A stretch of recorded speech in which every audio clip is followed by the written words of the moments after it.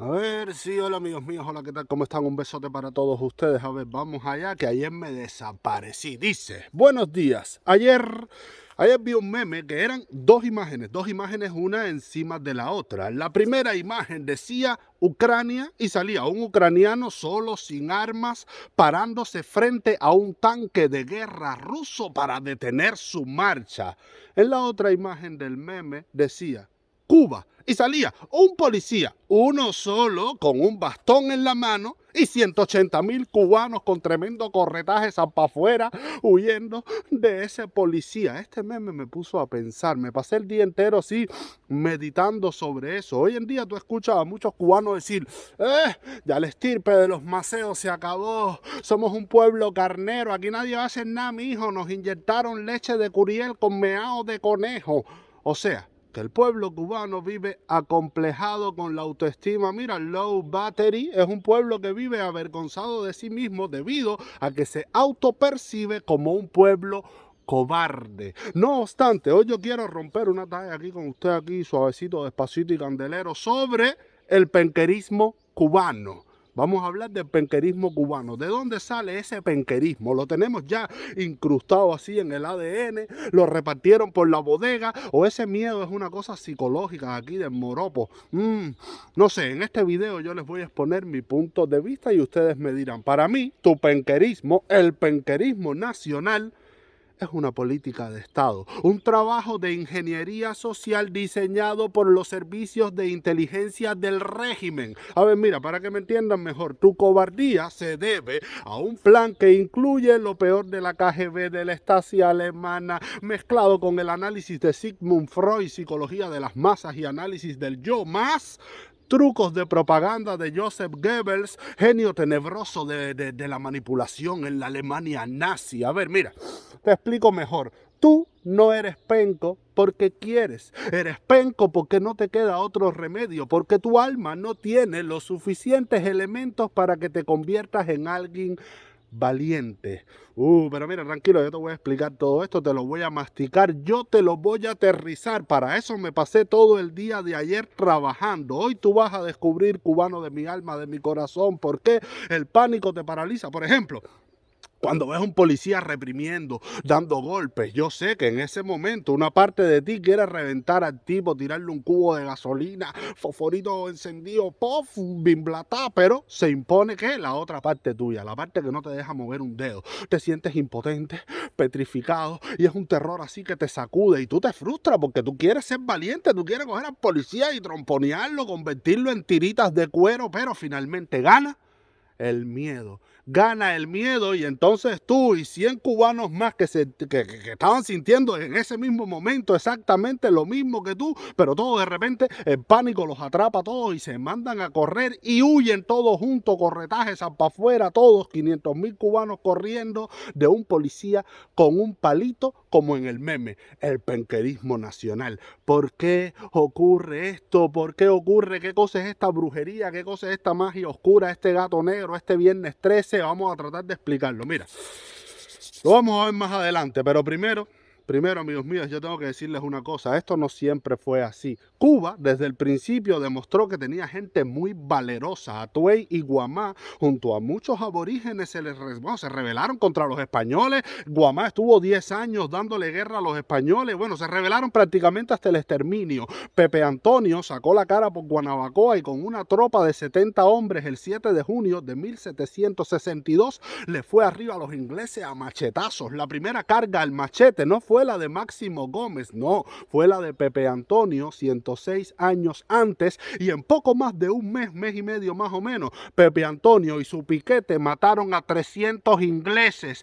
pero antes, entre 1717 y 1723, ocurrió la sublevación de los vegueros que terminó con 11 vegueros fusilados en la loma de Jesús del Monte, y después sus cuerpos los colgaron de los árboles a la vista de todos para que sirvieran de escarmiento. En 1811 y 1812 fue la conspiración de Aponte para acabar con la esclavitud. José Antonio Aponte, su líder, un negro libre abacuá, terminó ahorcado. Luego le arrancaron la cabeza y la exhibieron en una jaula de hierro en Velascoaín y Carlos III. Señores, hay miles y miles y miles de ejemplos de valentía, no solo de hombres. Espérate un momento, está Carlota. Carlota, una esclava lucumí, fue jefa de la primera rebelión de esclavos en Cuba en 1843 en Matanzas. Esta es una historia súper fascinante. Los esclavos rebeldes, imagínense esto, se comunicaban a través de los tambores, una especie de código Morse, pero a golpe de tambor.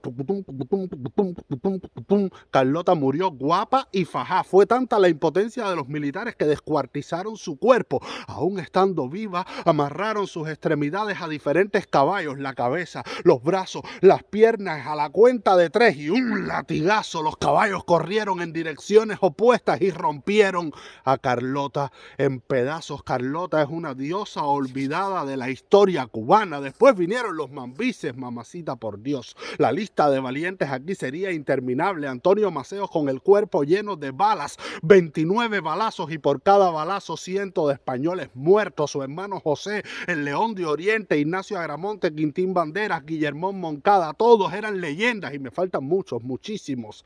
Esta gente era tan guapa, que estuvieron 10 años en el monte sudando sangre hasta que se acabó la guerra, pero terminó la guerra y 17 años después estos hombres mucho más viejos y con una vida ya más acomodada dejaron toda esa estabilidad y se volvieron a lanzar a la manigua por la libertad de Cuba gracias a una criatura de otra dimensión llamada José Martí. Durante la República los cubanos siguieron dando muestras de valor. En el Realengo 18 los campesinos se pusieron en 3 y 2 al mando de Lino de las Mercedes Álvarez, un veterano mambí. El Partido Independiente de Color, fundado por Evaristo Estenós, fue una organización compuesta en gran parte por mambises negros honorables y que fueron masacrados. Pero más tarde, en la Revolución del 30 o del 33, el pueblo, agrupado en distintas organizaciones y arriesgando el pellejo en las calles a través de protestas y una huelga general, derrocaron al general Machado. Miren ustedes, y el valor de los cubanos tampoco se detuvo aquí. Eduardo Chivas, al frente del Partido Ortodoxo, se ganó el respeto de Cuba. En una ocasión dijo: el ministro de Educación es un ladrón, ha robado dinero público. Después no pudo encontrar las pruebas para demostrar eso que había dicho y se deprimió. La vergüenza lo atormentaba, casi no podía dormir. Bueno, ¿cómo terminó la cosa? Eduardo Chivas se dio un balazo, señores, en su programa de radio, mientras Cuba entera lo estaba escuchando. Era como una forma de él decir que tenía la razón, que era un tipo honorable. Fíjense el valor y el sentido de la dignidad que tenían los cubanos. Y para qué hablar del directorio revolucionario que se coló en el Palacio Presidencial para llenar de plomo al mismísimo Batista, y José Antonio Echevarría, su líder, murió cayéndose a tiros de tú pa' tú con una patrulla de policía. Oh, mucho valor por parte de los cubanos. No obstante, miren, a partir de aquí empezó a torcerse la cosa porque llegó a la historia de Cuba un cobarde que lo que pasa es que era muy presidiario, muy maquiavélico, embeleguero, pero en realidad no era más que un tipo cobarde. Fidel Castro Ruz, un tipo que según él se perdió en su propia ciudad cuando la chapucería esa del asalto al cuartel Moncada. Un tipo que pasó la prisión comiendo jamón con piña, comiendo bombones, fumando tabacos, dicho por él mismo. Una prisión que además fue un descarito, no llegó a los 2 años encerrado. Fidel, que después en la sierra no disparó un chícharo, no tiró un tiro, se la pasó escondido comiendo vacas, dando órdenes. De hecho, como era un cobarde, maquiavélico, presidiario, misteriosamente todos los hombres que eran 100 veces mejores que él y más valientes desaparecieron o los metió presos. Fran País, Camilo Cienfuegos, Uber Matos, todos desaparecieron o estuvieron 20 años presos como Uber Matos. No es fácil. Así comienza el reinado de este zarrapastroso, su régimen.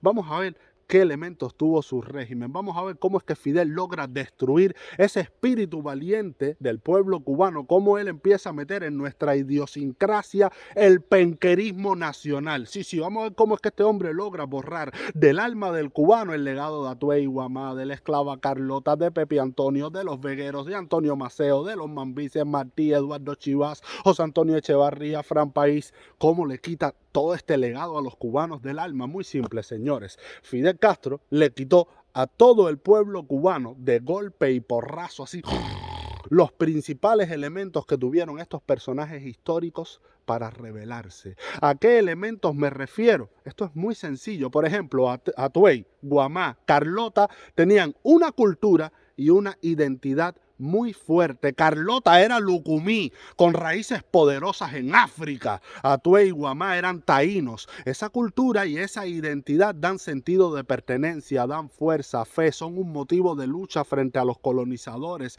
Estás defendiendo tus valores, tu estilo de vida, tu cosmovisión del mundo, tu pequeño universo. Los mambises, al luchar por la independencia, estaban conquistando su derecho a tener una cultura y una identidad separada de España. Luchaban por la patria, la cubanía, la república. La obra de Martí es una especie de evangelio nacional buscando, explorando la cultura y la identidad de los cubanos. Por eso es eterno y lo tenemos tan presente hoy en día. Por estas cosas vale la pena morir y por eso Fidel le arrancó a los cubanos su cultura y su identidad. De pronto los cubanos tuvieron que someterse a una ideología extranjera, la ideología comunista, adorar a Marx y Engels, se prohibió la religión, Cristo de repente era el rey de los gusanos, la masonería supervigilada, llegó Fidel diciendo que antes de él todo era malo, todo había sido terrible, una Cuba corrupta, sucia, mafiosa a los pies de los Estados Unidos. Si tú decías que eso era mentira, te convertías al momento en un siervo del imperio yanqui con debilidades burguesas, eras una escoria incompatible con la nueva moral revolucionaria y eras repudiado por tu barrio e incluso expulsado del país. O vivías como Dulce María Loinás enterrada en su casa sin salir, o como miles de cubanos te largabas a los Estados Unidos. El famoso hombre nuevo era como un zombie sin cultura ni identidad, solo lo único que hace es repetir propaganda marxista y gritar pa' lo que sea, Fidel, pa' lo que sea. Fíjate hasta qué punto te robaban la cultura y la identidad que tenías que aprender ruso, mirar películas rusas, ver muñequitos rusos, leer literatura rusa, comer latas de carne rusa. Al final Cuba no fue más que una colonia política y económica de la Unión Soviética. Pero te digo más, Fidel le robó a los cubanos su cultura y su identidad y también se la robó a los héroes y a los mártires. Según este tipo, todos nuestros héroes y mártires habían dado su vida por una Cuba como la que él, Fidel Castro, estaba construyendo, incluyendo a José Martí. Te lo prometió Martí y Fidel te lo cumplió. La revolución es una sola, desde los mambises hasta el triunfo del ejército rebelde. Mentira. Así le robaban la identidad a nuestros héroes y mártires, haciéndote creer que todos ellos eran medio comunistas, cuando en realidad la inmensa mayoría era todo lo contrario. Un pueblo sin identidad y sin cultura es un pueblo muerto, es un pueblo manipulable, fácil de controlar, porque no tiene raíces profundas para resistir la tormenta. Mira, esto parece una muelonga, la historia del tabaco, pero es una de las principales columnas del penquerismo nacional cubano. Pregúntale a las nuevas generaciones de cubanos sobre historia de Cuba, sobre cultura, tradiciones, música, son, danzón, changüí, pintores cubanos, quiénes son los padres fundadores del pensamiento y la nación cubana, cuáles son nuestras comidas de verdad, nuestros dulces caseros, cómo se preparan, las tradiciones de las abuelas. No saben nada de eso. La cultura y la identidad de un gran número de cubanos hoy es el reggaetón, el chisme, las colas, las recargas y la enfermedad del castrismo metida en las venas. Por eso somos un pueblo fan al brete, a la prensa rosa, que vivimos fajados los unos con los otros, insultándonos, diciéndonos horrores sin encontrar un punto de consenso. Y no podemos encontrar ese punto de consenso entre todos porque perdimos el contacto con nuestra verdadera cultura e identidad, que es algo que une, Aquí en Noruega hay millones de partidos políticos, tendencias, pero Noruega tiene una identidad y una cultura que une a todos los noruegos, aunque piensen diferente de manera política, aunque piensen diferente, tienen muchos elementos que los unen. En Cuba no, en Cuba nos arrancaron todo eso y esto fue creado adrede en los laboratorios del castrismo para tenernos como nos tiene hoy. Pero seguimos, tú sabes que otra cosa tenían nuestros héroes. No quiero hacer el video tan súper largo para no aburrirlos, así que lo voy a resumir rapidito. Nuestros héroes tenían propiedad privada. Los vegueros se sublevaron por cuestiones relacionadas con sus negocios. Muchos líderes mambises, los que iniciaron la guerra, eran hacendados, terratenientes, dueños de ingenios, y ya en la República todo lo relacionado con la propiedad privada, bueno, eso se multiplicó por mil. El pueblo cubano se enfrentó a Machado y a Batista porque Cuba era un país próspero. El pueblo cubano estaba hecho de pequeñas y grandes empresas, de pequeños y grandes negocios. Estaba la gente con mucho dinero, dueños de fábricas, hoteles, metidos en el negocio del azúcar. Esos eran los millonarios, pero también estaban los negocios familiares, el que era dueño de una bodega, un bar, el que tenía 3 camiones, un carrito de helado, y toda esa gente empleaba una parte considerable del pueblo cubano. Y como había propiedad privada, había prensa libre, diferentes periódicos, revistas, programas de radio, televisión, todo con diferentes tendencias políticas. Cuba era un país próspero y funcional con ciudadanos capaces. Por estas cuestiones los cubanos se sumaron a tumbar a Machado y después a Batista, apoyaron con dinero, con recursos. ¿Qué hizo Fidel Castro entonces para que no le pasara lo mismo a él? Destruir todo eso, abolir la propiedad privada, nacionalizar al país completo. Todo pasó a ser del Estado, y así como Cuba pasó a ser una colonia parásita de la Unión Soviética, el cubano pasó a ser un individuo parásito del régimen. Fíjate, no solo te quitaron tu cultura y tu identidad y te metieron el comunismo a la fuerza, al quitarte la propiedad privada destruyeron tu espíritu de emprendimiento. Es lo mismo que si tú coges a un tigre y le matas así de repente el instinto de caza. Ese tigre pierde su esencia. No hay diferencia ya entre ese tigre y una cebra. Los dos tienen rayas y son mansitos. El tigre pasa a ser una cebra con cabeza de gato. Lo mismo le ocurrió al pueblo cubano, sin propiedad privada, sin la posibilidad de emprender, sin la posibilidad de abrir un negocio, una empresa. Perdió su esencia. Se pudrió el espíritu del cubano. El cubano pasó a ser una cebra con cabeza de gato. Los hijos bobos de un Fidel Castro que lo mismo te mandaba a cortar caña,